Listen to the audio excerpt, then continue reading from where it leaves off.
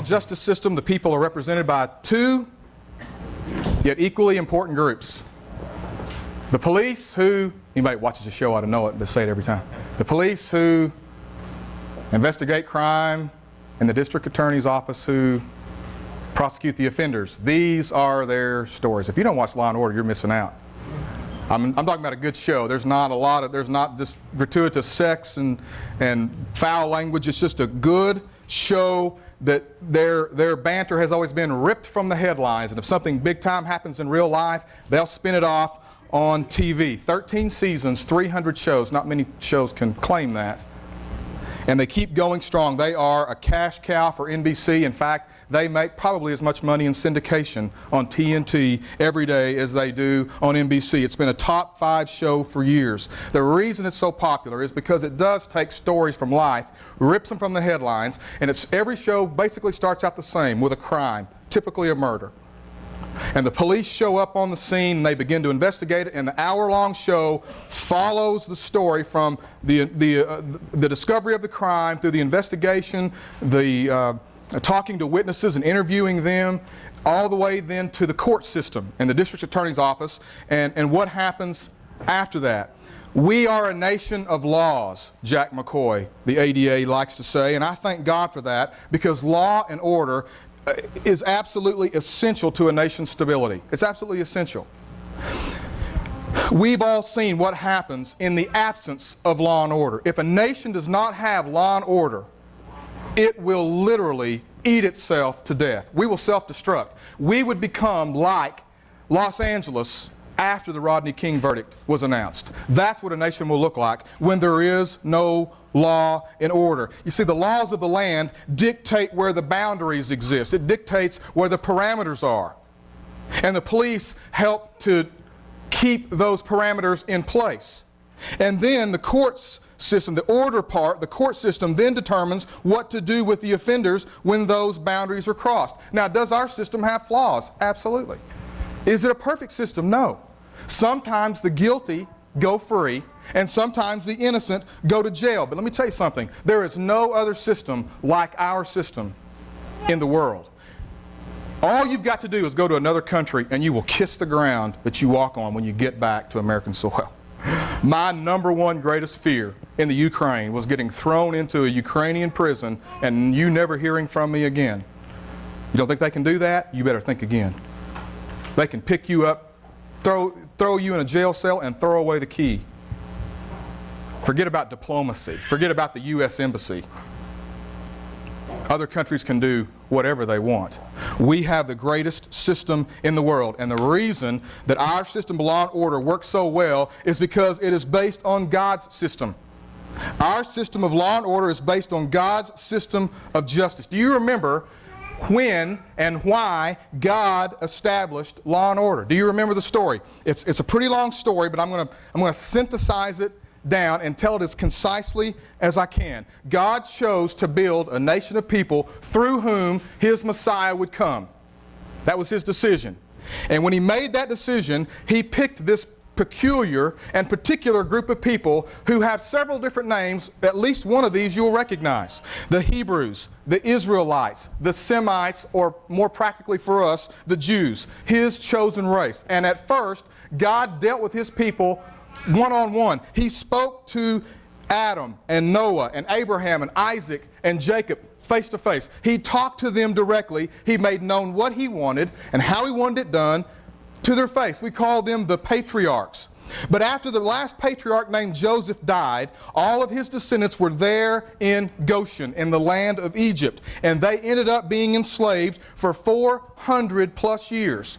400 years. And what happened during that 400 years was just unthinkable cruelty. They had to build cities with brick, and they had to make their own bricks. And I mean, the Israelites were nothing more than slaves. Thousands, maybe tens of thousands died during those 400 years of building Egyptian monuments and buildings. And what else happened? Something else happened during those 400 years. They were baptized into the Egyptian culture, the Egyptian way of thinking, and the Egyptian religion. Now, enter stage right Moses. He's going to be God's new mouthpiece to this nation, and he's going to bring them out of slavery. And so you know the story. God sends, as I've often said, 10 correspondence courses to the Egyptians, the changing of the river into blood and the death of the firstborn and all the ones in between, to free his people.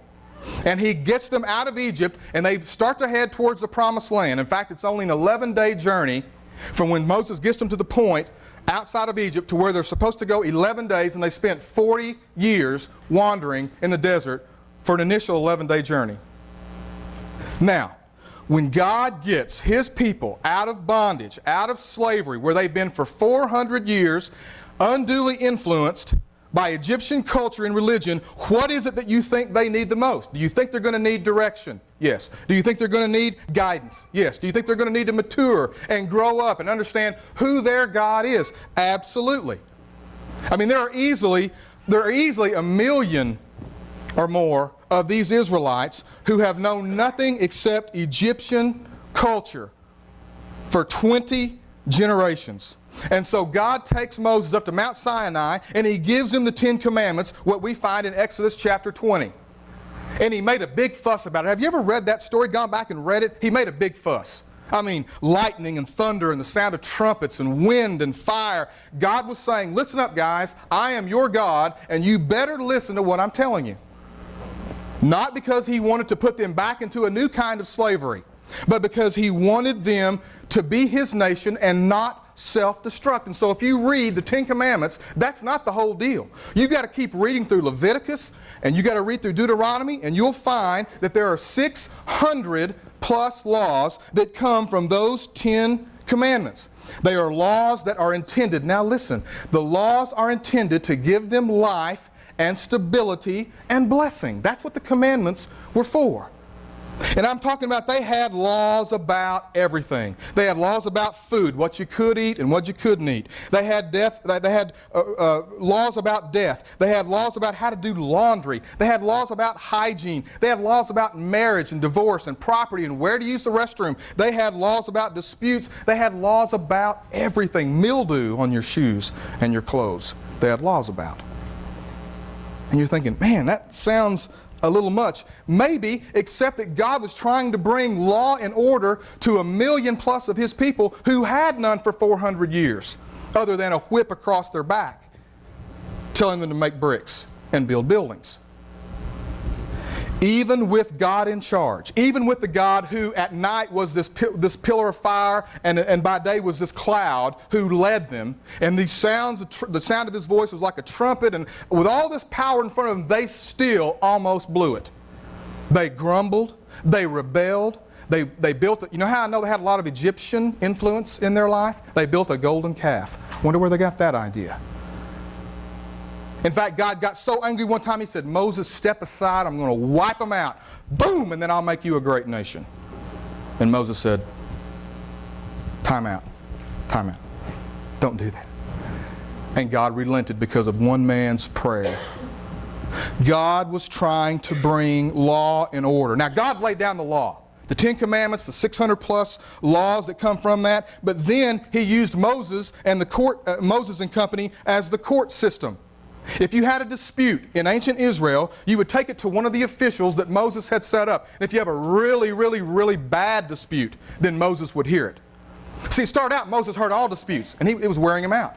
And it took his father-in-law, Jethro, to say, hey, man, you're really messing up. Divide up your leading officials into companies of 10 and 50, 100, and let the people go to them to handle their disputes. The great big ones that they can't handle, sure, handle those.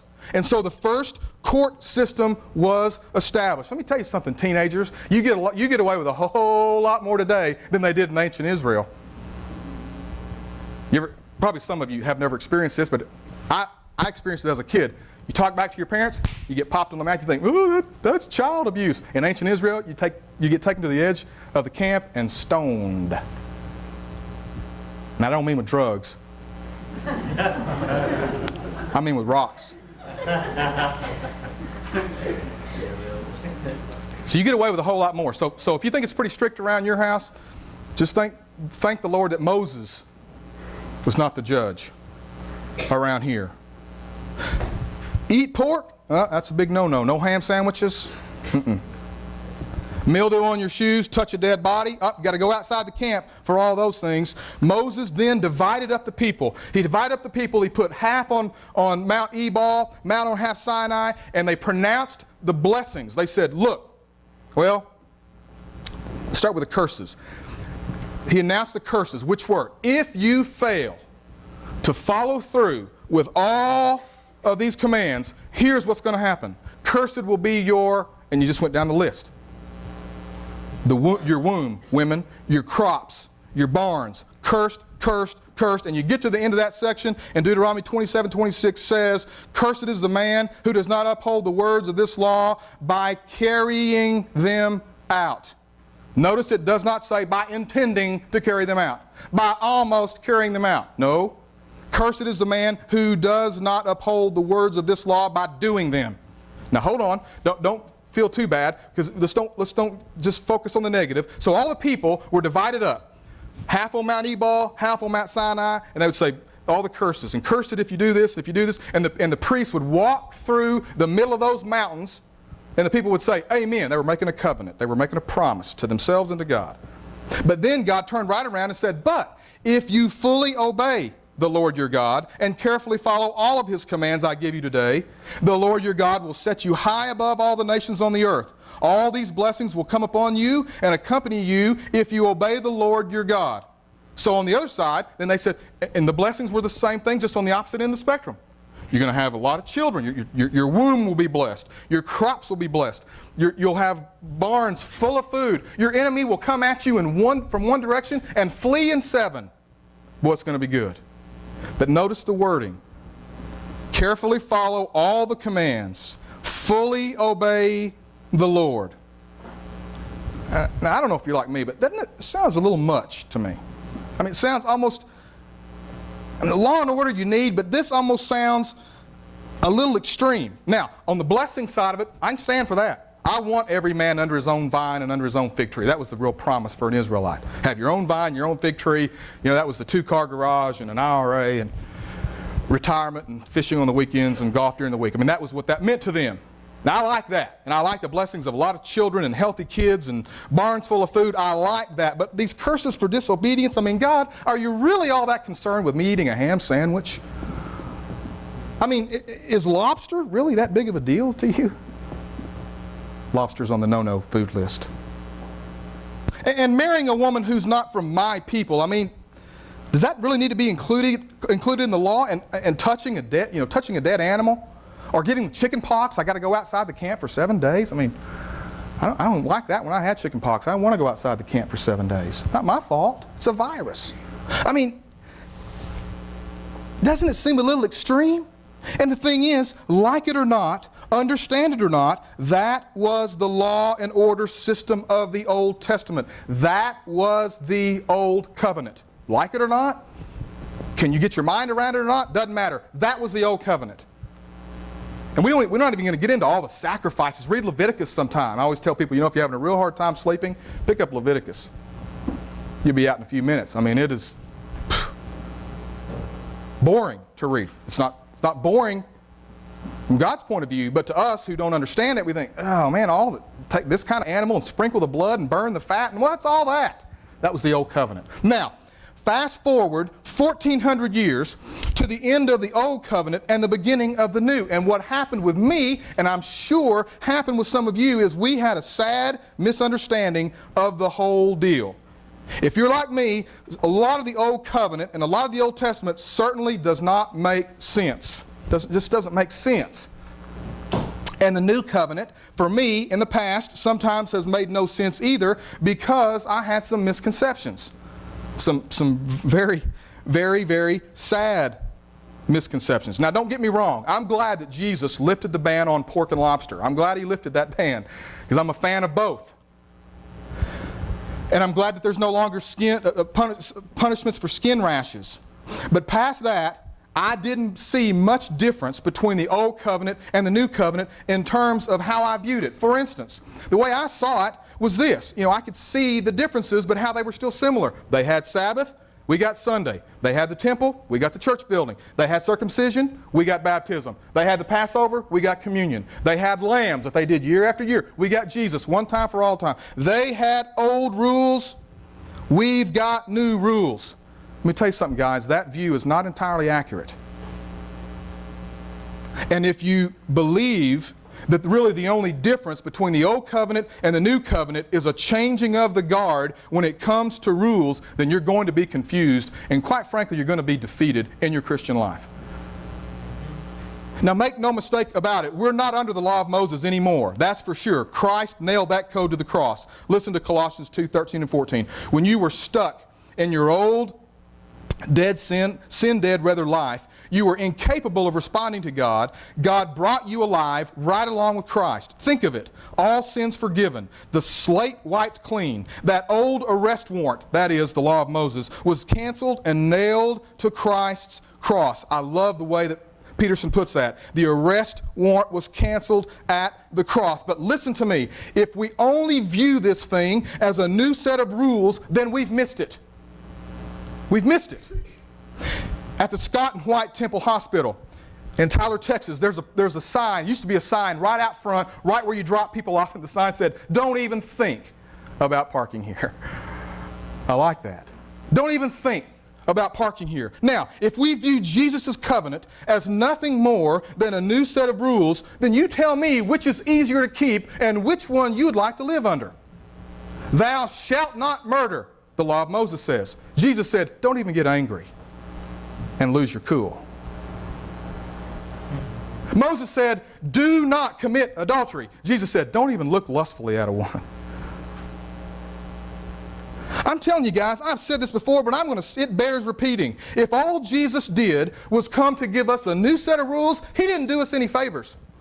Amen. He upped the bar and made it even more difficult. In fact, He made new ways for us to feel bad about ourselves. If we view this thing as only they had the old rules and we have the new rules. I mean, I have a hard enough time beating myself up as it is. And now Jesus comes along and gives us whole new... Now He puts the heart in it. Now it's no longer just not doing the act. The heart gets involved.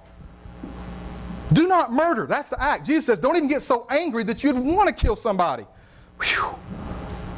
You didn't do me any favors, Lord, if that's what it's all about. So what is the difference? Has the law and order of the Old Testament now infiltrated the New and simply changed its clothes? Guys, the difference, Crossview, the difference is not old rules versus new rules. It's not Moses' law versus Jesus. The difference is that the law came through Moses, but grace and truth came through Jesus Christ. Surely you can see from that passage in John 1:17 what the difference is. See, again, before Jesus came, just not doing the act was okay for a Pharisee. Read the stories in the Gospels where the Pharisees have interactions with Jesus, and you can see that their beliefs and the way that they can act is firmly rooted in the law of Moses, and they just leave the heart completely out of it. Yeah, you guys give a tenth, and you fast, things that God calls you to do, but you neglect the weightier matters of the law, Matthew 23 says, like love and justice and mercy, stuff inside. They traded women off like they were baseball cards. You see, a Pharisee was content with just not doing the act, and then when Jesus came along, He said, You see, God has always looked at what's going on in the heart long before the action ever comes to fruition. All you got to do is read the Sermon on the Mount, Matthew 5, 6, and 7. You have heard that it was said, which is the law, do not commit murder. But I tell you, don't even get angry. But I tell you. See the difference? You've heard that it was said, but I tell you. Did Jesus raise the bar? Yes, He did. But there is a huge difference found in one word here. Guys, if the only difference between Moses and Jesus is a remodeled law and order, then we are in trouble. We're in big time trouble. You know why? Sure you do. Because we all know what law is. Law is a code that's written down and you either keep it or you don't. When do you become a speed limit breaker? when you go the nth degree past 55, if 55 is the speed limit? When do you become a liar? Anytime you do not tell the truth. When do you become a thief? Anytime you take anything that's not yours without asking. And you can go through those 618 laws and you can keep every single one of them, and you come to 618, and James says if you keep the whole law and stumble in one point, you're guilty of breaking all of it. Now that's law. See, you get pulled over for speeding, you don't go, but officer, I paid my taxes. Nobody pulls that because he doesn't care. The law does not give room for you doing the other parts good. If you break one part, then you are guilty. Remember Deuteronomy 28 and what God says about His law. If you fully obey the Lord your God and carefully follow all His commands that I give you today, the Lord your God will set you high above the nations on the earth. Notice that it does not say partially obey.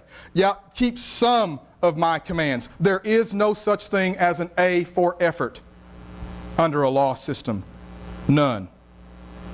And Randy Travis has it right. The road to hell is truly paved with good intentions, because good intentions do not count when it comes to law. The difference is not a new set of rules. The difference is the grace of God. That is the difference in the new covenant.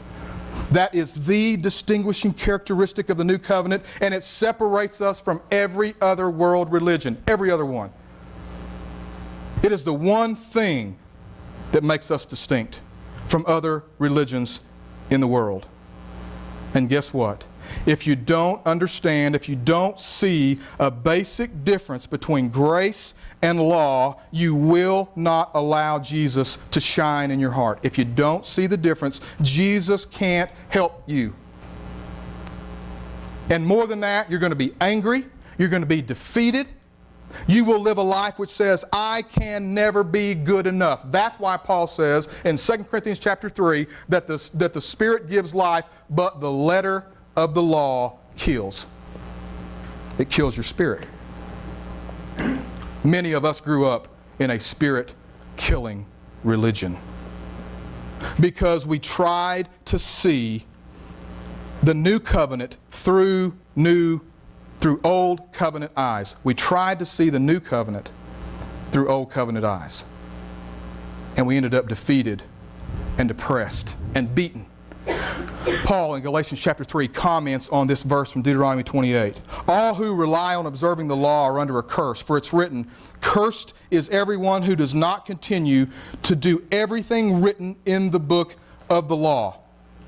Why are we cursed, guys? If we try to keep a law system, why are we cursed? Because you have to keep it all or you fail in it all. That's why. You have to keep it all. Can you? Have you? No. So if you live under a law system, you're beaten. Game over. Righteousness in the new covenant is not by law, it's by faith. Because law depends on us, how well I keep it. And grace depends on God. Love that we don't understand, and a gift we can't possibly fathom, but can accept. Listen to Peterson in the rest of this passage from Galatians 3. The obvious impossibility of carrying out such a moral program, that is, any law system, should make it plain that no one can sustain a relationship with God that way. The person who lives in right relationship with God does it by embracing what God arranges for him. Doing things for God is the opposite of entering into what God does for you. Habakkuk had it right. The person who believes God is set right by God, and that's real life. Rule keeping does not naturally evolve into living by faith, but only perpetuates itself more and more in rule keeping. That's powerful. Let me tell you this. You ask any person who tries to view the new covenant and what Jesus has done by grace through old covenant eyes, if they're saved. Ask them if they're saved. You know what they'll say? Many of you do. I sure hope so. I don't know. I'm trying awful hard. Oh, really? Well, are you trying hard enough? Where's the scale? Where is the end result? Where's the finish line for my trying? Are you saved? Well, I don't know. I guess we'll see. You ask somebody who views what Jesus has done through that law and order of the Old Testament set of lenses, and that's the kind of answer you'll hear. Well, I hope so. Jesus Christ came into the world, walked in our shoes, died on the cross, rose again for a crapshoot, so we could go, maybe.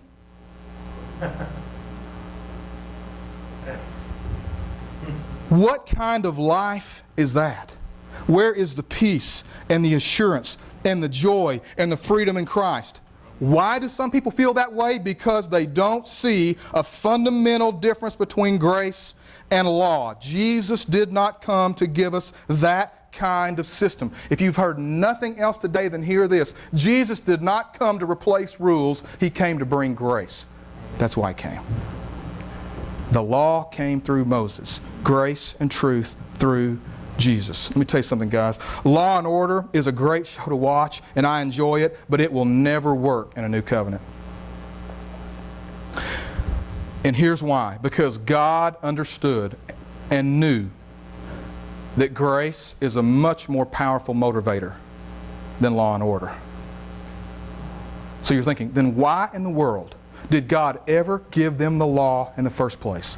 One answer is simple. So that they could see they couldn't keep it and they needed somebody or something else. That's why He gave it. Paul will say it was our schoolmaster, it was our tutor to lead us to Christ. That's why it's in place. Grace is not a new set of rules. Grace means forgiveness even though we're not perfect. I love it.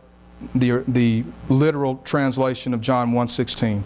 From the fullness of His grace, we have all received grace upon grace. One last thing. If you are waiting for your spiritual life to be arrest warrant free, then you'll remain where you are till the day you die.